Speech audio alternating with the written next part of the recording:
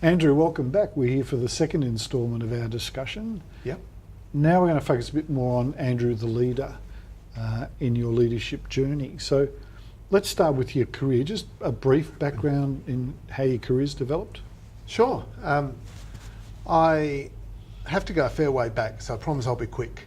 I couldn't work out exactly what I wanted to do after school. Yep. I liked computers and stuff, and I liked law, and I was lucky enough to be able to do both a computer science degree and a law degree. From there, I went and worked for Freehills, which is one of the leading commercial law firms in Australia, now Herbert Smith Freehills. And although I tried to be both a lawyer and sort of techo and other things, I found that it was impossible to do both well, and so I focused on the management path. So I was at Freehills for a total of 12 years, and in a range of sort of technology and more general management roles at Freehills. From there, I went to McKinsey & Company as a management consultant, and I was there for a number of years, which was a fantastic broadening experience. I'd done an MBA and things on the way through. Then I went into the broader commercial world where I worked for Compaq. So I was a variety of roles at Compaq, including the head of Compaq Global Services for South Pacific, which was all of the outsourcing and professional services and customer support and the like. So that's a very people-intensive role. Compaq and Hewlett Packard then came together. So I ran the combined outsourcing business for the region. And then ultimately, House with No Steps came calling and said, no pressure, but we've only had 2 CEOs in the past 40-something years. Are you interested in becoming our CEO? And so, to cut a long story short, I made that transition then from the for-profit world into the for-purpose world. So Andrew, picking up from your comment about moving into the not-for-profit or for-purpose world, how come you made this shift from that, I'm sure, very successful career in corporate world to a for-purpose organisation focusing on people with disability? I think it was a lucky alignment more than anything else.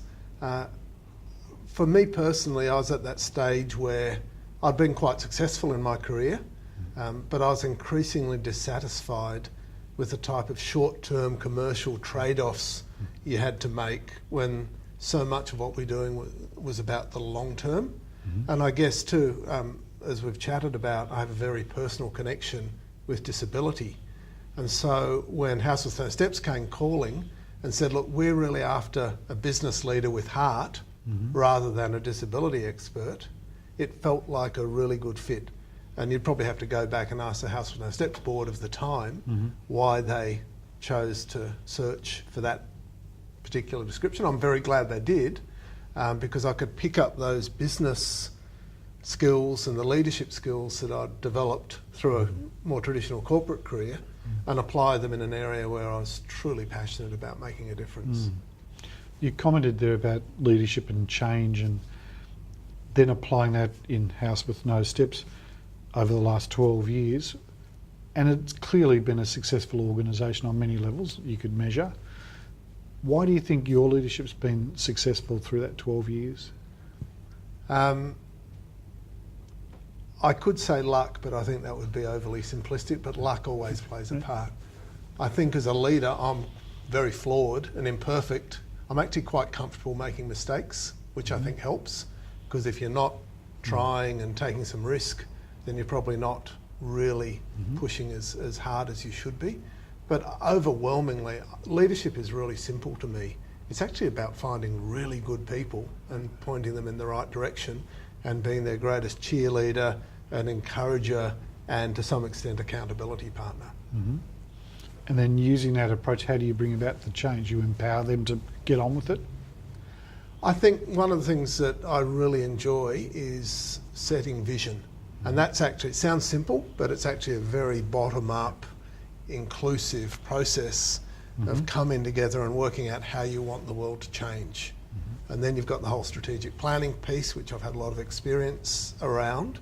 And so I think if you can be clear on where you want to go or the impact you want to have, and collectively you can develop some good, sensible plans that'll take you a couple of steps closer, then if you've been able to find great people, and we've been very blessed in that regard, then after that it gets easy, because great people with a clear direction really want to get in and make things happen. And the environment is so ripe for that, isn't it? With NDIS now real and happening and rolling out. With the merger and our organisations coming together, what do you think will be the biggest impact for our customers? I think the biggest impact for our customers will be that we're still here. Yeah. So the world is changing fundamentally, and it's a bit dichotomous, but you can either stick your head in the sand and hope change goes away, or you can embrace it and leverage it and have more impact in the lives of more people. By coming together, we're pooling our resources to invest in being great. So in changing our business models, in attracting, developing and retaining the best possible staff, and really aligning around the needs of each individual customer. And so, the glib answer is we'll still be here, and that is a truthful, if glib answer. The more detailed answer is that together we can invest and transform and do really amazing things in the lives of many more people with a disability and their families. Okay. Last question. If you could meet one leader in history, who would it be and what would you ask them? Interesting. I was thinking about this one. I mean, I visited the Churchill War Rooms this year, and what an interesting man. The thing is, I don't think, all heroes are very, very flawed. And He's very flawed. And I wonder if I walked up to Winston Churchill and asked him those questions, he'd say, nick off. On a good day, I suspect. Yes. But look, there have been so many influential people through history, and I have no aspiration, of course, to be anything like that.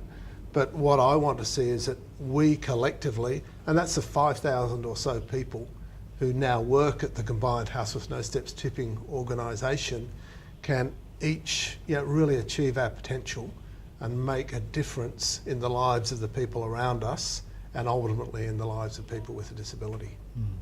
Thanks, Andrew. Thank you, Graeme.